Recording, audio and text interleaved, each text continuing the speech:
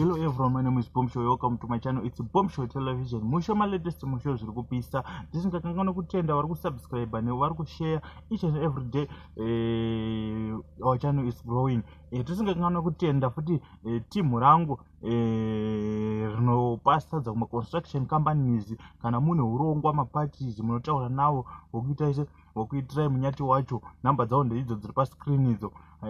Vanoprovide sadza nemacheap prices kuma construction companies. Kana company yako isingakwanisa kuita se provide chikafu, kana akawanda vanokwanisa kuita se kukuigirai.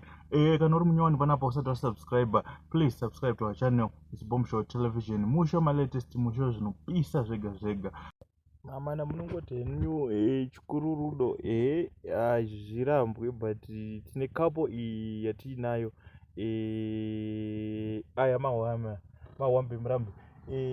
Nyaya iyi ndemusikana uyu ari married to her father. Apa chatisina kuzokwanisa kuziva ndechekuti inonzi amai vakafa here, or she just replaced her mother. And arikutaura kuti tiri kutonakirwa ende namudhara titori murudo zvekutorevesa. And ndofunga mukuona mapictures ayo vari out.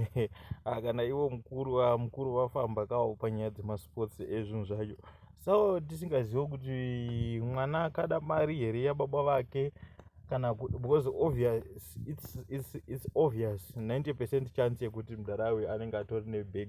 Saka enda zvokuradza ndama2000 ava vari pachi vari kumhanya masports akadai. So ma90s mwana mudiki kamukadzi uyu.